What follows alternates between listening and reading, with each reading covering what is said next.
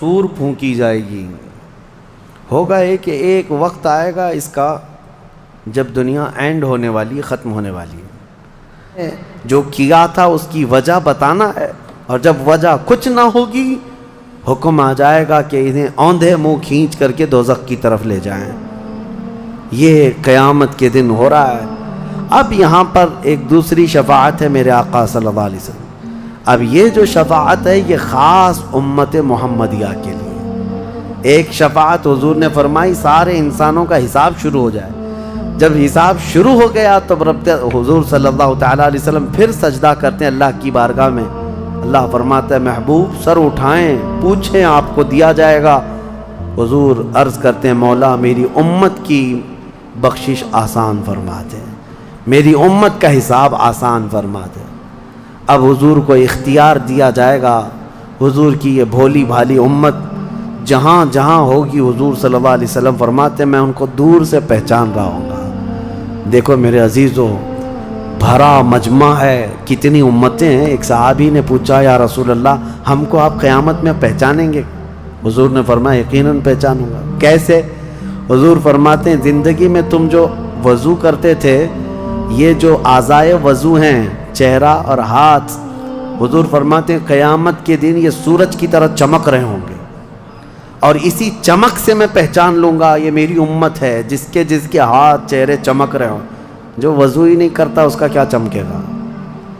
لیکن حضور صلی اللہ تعالیٰ علیہ وسلم نے حدیث پاک ہے یہ وضو کے اعضاء کی چمک سے حضور اپنی امت کو پہچان لیں گے. فلاں میرا امتی ہے، فلاں میرا امتی ہے. بہرحال اب اس کے بعد اب میں ان آیتوں کی طرف آتا ہوں. حساب و کتاب ہو رہا ہوگا. سب سے پہلے وہاں پر قیامت کے دن جن کو لایا جائے گا، الگ الگ روایات ہیں، اس میں 3 لوگوں کے متعلق فرمایا گیا. ایک عالم، ایک شہید، اور ایک امیر آدمی پیسے والا. حالانکہ تینوں اچھے لوگ تھے.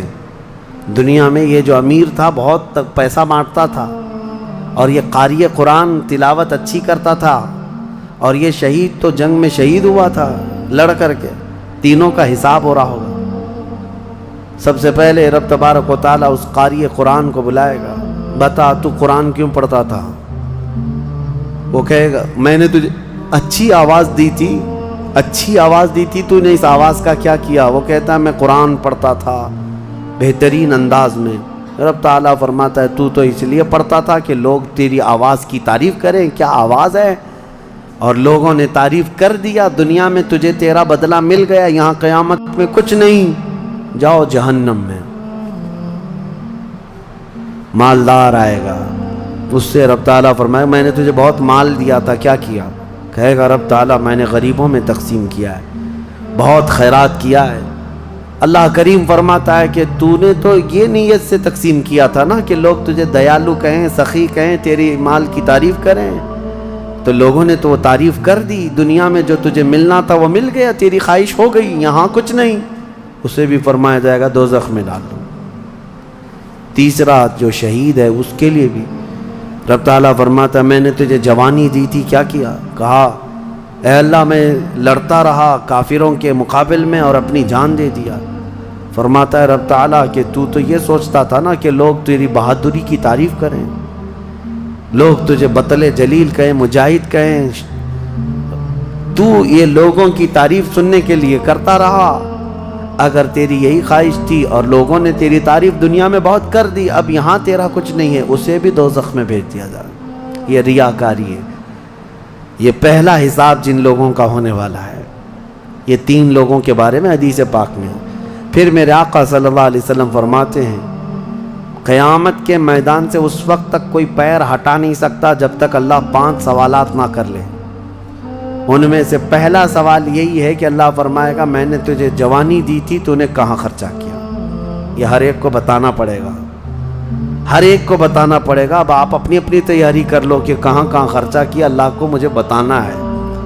آج اگرچہ تم ہماری باتوں کی طرف توجہ نہیں کرو گے، کیئر نہیں کرو گے، لیکن ایک دن وہ آئے گا جب تمہیں اللہ کی بارگاہ میں کھڑے ہو کر اپنی جوانی کا پل پل بتانا ہوگا. وہاں کوئی چارہ نہیں ہوگا.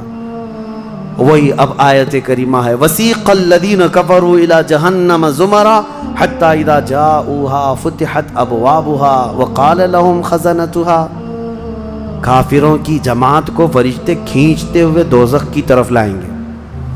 دوزخ کیسی ہوگی میں انشاءاللہ العزیز اس کو عرض کروں گا آخری میں، رمضان کے اخیر میں، کیونکہ یہ جو عشرہ گزر رہا ہے یہ جہنم سے آزادی کا عشرہ ہے۔ کاش اللہ ہمارا نام بھی آزاد ہونے والوں میں شامل فرمائے کہ جہنم سے آزاد ہونے والوں میں ہمارا نام شامل ہو گیا تو پھر قسمت ہی قسمت سے۔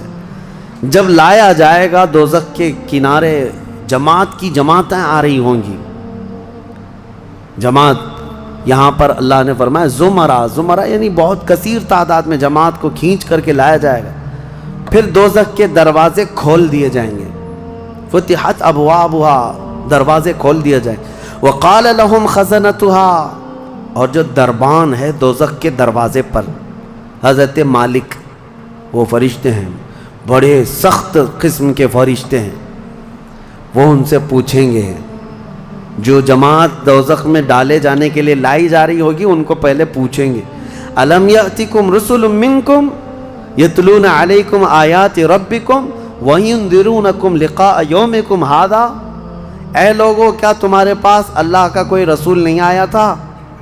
کیا تمہیں اللہ کی آیتیں پڑھ کر کے کسی نے نہیں سنایا تھا؟ یا آج کے دن کے بارے میں تمہیں کسی نے ڈرایا نہیں تھا کہ قیامت آنے والی ہے؟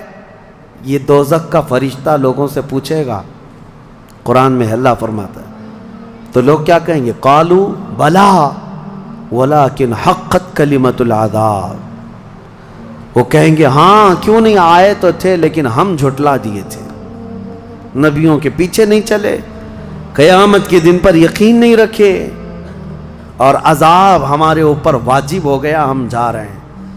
قیل ادخلوا ابواب جہنم خالدین فیہا، ان سے کہا جائے گا ادخلوا ابواب جہنم، داخل ہو جاؤ جہنم کے دروازوں میں، خالدین فیہا، ہمیشہ تم رہو گے یہاں پر۔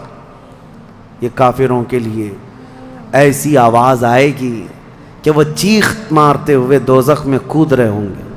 فبئس مثوى المتکبرین، اللہ فرماتا ہے کیا ہی بری جگہ ہے، کیا ہی برا ٹھکانہ ہے یہ گھمنڈ کرنے والوں کا، زمین پہ اترانے والوں کا جو اللہ کو نہیں مانتے تھے۔ اب سنیے 1000 سال تک دوزخ میں جلتے کڑتے رہیں گے، پکارتے رہیں گے اے مالک اے مالک اے مالک اے مالک۔ کون؟